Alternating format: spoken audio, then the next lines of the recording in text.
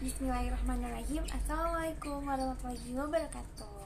Halo teman-teman, perkenalkan nama saya Aida Putri dari mahasiswa Universitas Muhammadiyah Bandung angkatan 2021 prodi psikologi. Nah, pada kesempatan kali ini aku mau memaparkan materi tentang salah satu mata kuliah dari mata kuliah psikologi kepribadian, yaitu materi tentang teori Kurt Lewin atau teori Medan. Di sini aku akan menjelaskan yang lebih spesifiknya, yang lebih teman-teman bisa dimengerti gitu. Apa sih teori Kurt Lewin ini, teori Medan ini kok bisa disebut sebagai teori Medan gitu. Nah, aku akan menjelaskan itu lewat video ini ya. Jadi kalian harus simak baik-baik, oke? Nah, sebelum teman-teman mengetahui nih apa sih teori Medan itu sendiri, nah di sini aku mau menjelaskan sedikit gitu kan biografi dan latar belakang terbentuknya teori Medan tersebut. Nah, jadi Kurt Lewin ini lahir di Maligono di Jerman yang sekarang berubah menjadi Polandia. Kurt Lewin itu sendiri adalah salah satu psikologi sosial, pendiri psikologi sosial. Dia lahir pada 1890 di Maligono yang tadi aku bilang pada 9 September. Nah, setelah itu pada tahun 1909 dia masuk ke jurusan kedokteran di Universitas Freiburg dan kemudian dia pindah lagi ke Universitas Munich pada jurusan biologi. Nah, selanjutnya ini Kurt Lewin itu ditugaskan menjadi tentara di Jerman pada Perang Dunia Pertama. Nah, setelah itu dia menjadi instruktur dan asisten peneliti psikologis. Nah, setelah itu dia bertemu dengan Widersman dan Walgingen. Nah, dia ini bertemu untuk membangun sebuah psikologi Gestalt. Nah, jadi bagi Kurt Lewin itu sendiri, individu itu dibangun dengan kekuatan Leibniz. Jadi dia membuat suatu medan di mana medan itu disebut sebagai Leibniz, kekuatan individu. Nah, Leibniz itu adalah suatu ruang lingkup yang dibuat sedemikian rupa yang dia terinspirasi dari suatu ilmu matematika. Nah, jadi dia itu terinspirasi dari berbagai ilmu. Jadi psikologi Gestalt ini terinspirasi dari berbagai ilmu seperti kimia, psikologi, matematika gitu. Nah, tadi kan teman-teman udah nyimak ya bahwa biografi dan latar belakang dari Kurt Lewin itu kan dia terinspirasi dari psikologi Gestalt. Nah, jadi psikologi Gestalt itu kan tadi mempelajari banyak ilmu ya. Nah, di sini ada berbagai teorinya nih dari struktur kepribadian. Jadi dia membentukkan suatu struktur kepribadian yang dibuat sedemikian rupa yang disebut sebagai diagram. Gitu. Nah, diagram itu teman-teman bisa lihat sendiri di sini.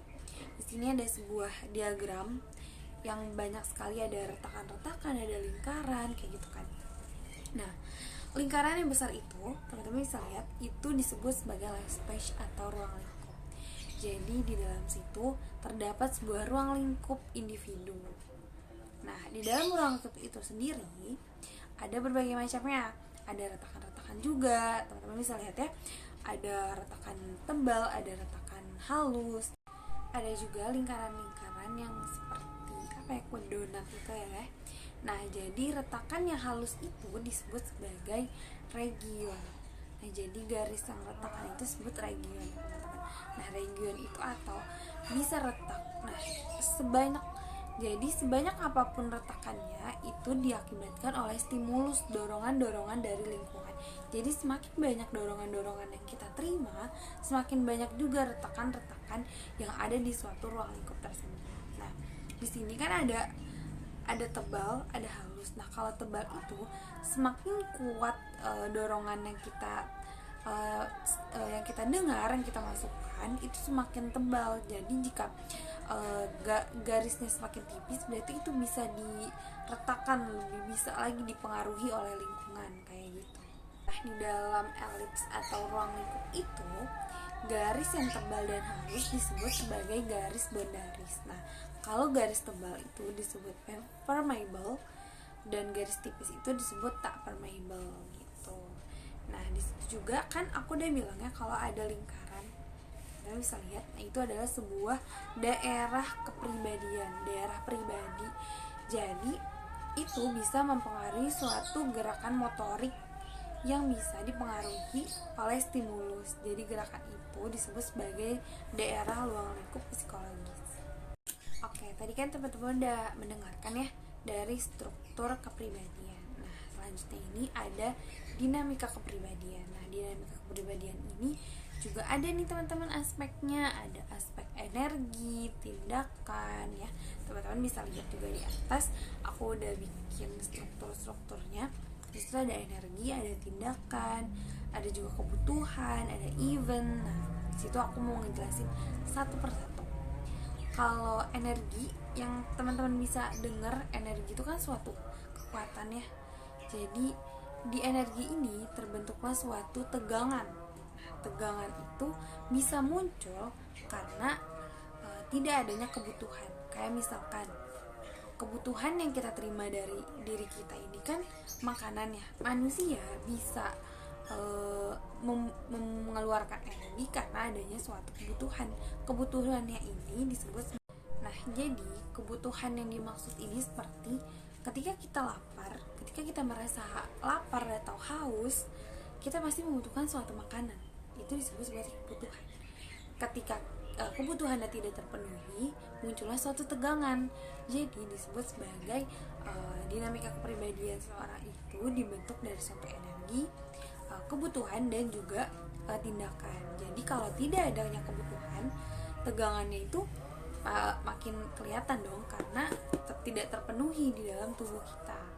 Nah, selanjutnya itu ada tindakan. Kalau kebutuhan itu dari diri kita, tindakan itu seperti ada valensi, ada vektor dan juga ada lokomosi. Nah, kalau valensi ini suatu nilai dorongan positif maupun negatif. Oke, bisa teman-teman dengar kalau valensi itu adalah dorongan antara positif dan juga negatif. Nah, kalau valensi itu adalah dorongan positif dan negatif, kalau vektor lebih ke menentukan bagaimana kita menyikapi ke arah mana vektor ini mau ditentukan, antara positifkah ataukah negatif. Nah, itu suatu kekuatan nih, itu disebut sebagai vektor. Kalau lokomosi suatu perubahan, jadi ketika kita memasuki nilai ke negatif, kita ini masih bisa berubah atau enggak, lokomosinya itu masih bisa berubah atau tidak ke dalam pikiran atau ruang lingkup yang tadi saya maksud, kayak gitu. Nah, selanjutnya itu ada event. Yang terakhir itu ada event. Nah, kalau event ini mempunyai beberapa syarat ya. Nah, event itu adalah dinamika jiwa dalam bentuk gerakan atau aksi. Nah, jadi di sini tuh dia ada 3 syarat, yaitu ada keterhubungan, kenyataan, dan juga ada kekinian. Kalau time event, udah saya sebutkannya ada 3 syarat, yaitu keyakinan, kekinian, dan juga kebutuhan. Kalau di sini ada konflik. Nah, bisa teman-teman persepsikan sendiri ya. Kalau konflik itu sebuah masalah atau ya sebuah timbulnya masalah gitu, konfliknya di sini. Nah, konflik ini ada 3 tipe, teman-teman. Ada tipe 1, tipe 2, dan tipe 3. Kalau tipe 1 ini ada mendekat menjauh, ada menjauh-menjauh, dan juga ada menjauh mendekat.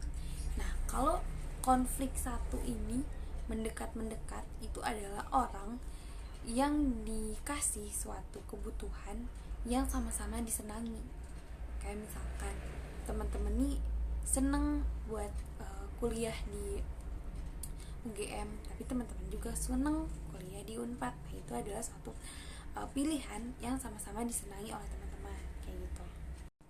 Kalau konflik 1 dari tipe 1 di menjauh-menjauh, ini suatu orang yang dihadapkan pada pilihan, 2 pilihan tetapi sama-sama tidak disenangi.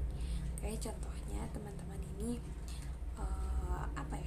hal yang tidak disenangi buat teman-teman itu adalah sebuah konflik menjauh-menjauh. Sedangkan kalau konflik mendekat menjauh, orang yang dikasih 2 pilihan tetapi yang satu tidak disenangi dan yang satu lagi disenangi. Nah, itu adalah ciri dari konflik tipe 1. Kalau tipe 2 ini orang yang dihadapkan pada 2 pilihan atau lebih, tetapi ini membuat dia terpuruk bingung, teman-teman pasti bisa pernah ya mengalami kayak gitu, lebih tidak mengungkapkan gitu sebuah konflik itu, kebingungan itu, tapi lebih cukup untuk diam. Nah, itu disebut sebagai konflik tipe 2. Nah, kalau konflik tipe 3 ini konflik orang yang dihadapkan pada dua pilihan atau lebih, tetapi dia ini lebih melampiaskan kebingungannya. Kalau tadi tipe 2 ini lebih baik untuk diam, kalau tipe 3 ini lebih ke mengarah ke pelampiasan seperti agresi, mengeluarkan temperamennya, amarahnya, itu disebut sebagai konflik tipe 3. Jadi dia lebih meluapkan emosinya, kebingungannya itu kayak gitu. Nah, kalau tadi kan aku udah ngejelasin tuh berbagai pembentukan dari dinamika kepribadian menurut Kerlowin. Sekarang ini aku akan menjelaskan tentang pembentukan, maksudnya perkembangan kepribadian. Jadi setiap perkembangan itu kan pasti meningkat ya, ada peningkatan gitu antara yang tadinya tidak membutuhkan sekarang jadi lebih membutuhkan kayak gitu. Kayak misalkan lebih membutuhkan lebih banyak berinteraksi dengan orang lain kayak gitu. Nah, dari perkembangan kepribadian ini menurut Kerlowin ini terbagi atas 3 nih teman-teman. Ada peningkatan tingkah laku, ada juga diferensi dan integrasi. Nah, kalau pembentukan atau perubahan tingkah laku ini kayak misalkan yang tadinya kita pas SD atau SMP itu kan masih cuma main, sekolah, makan gitu kan. Nah, kalau lebih perkembangannya lebih meningkat lagi pasti membutuhkan jadi lebih banyak aktivitas yang lebih dikeluarkan lagi nih setelah peningkatan perkembangan itu, seperti kayak bentukannya informasi, emosi, aktivitas teman-teman. Nah, itu tuh jadi lebih meningkat kata Kerlowin dalam perubahan tingkah lakunya.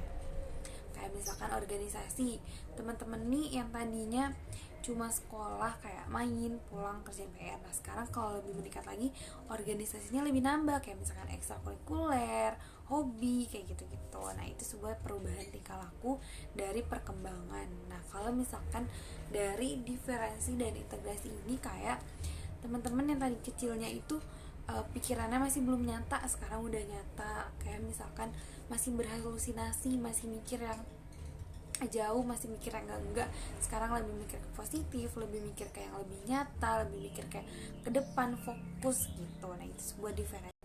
Nah, itu dia penjelasan dari aku mengenai teori Medan yang dikemukakan oleh Kerlowin. Jadi semoga yang dijelaskan oleh aku ini yang sangat spesifik dan lebih banget dimengerti. Semoga teman-teman lebih bisa menyimak ya videonya, lebih bisa dipelajari, lebih bisa diterapkan juga di kehidupan sehari-hari kayak gitu, lebih mengerti nih maksud dari teori Kerlowin itu sendiri, seperti itu. Semoga teman-teman lebih bisa memahami ya. Aku akhiri, kurang lebihnya mohon maaf apabila ada perkataan atau salah-salah kata dari aku, kurang lebihnya mohon maaf. Aku juga di sini masih belajar ya, di sini juga aku masih memenuhi tugas aku aja. Jadi semoga teman-teman bisa lebih mengerti kayak gitu. Sekian dari saya, kurang lebihnya mohon maaf. Wassalamualaikum warahmatullahi wabarakatuh.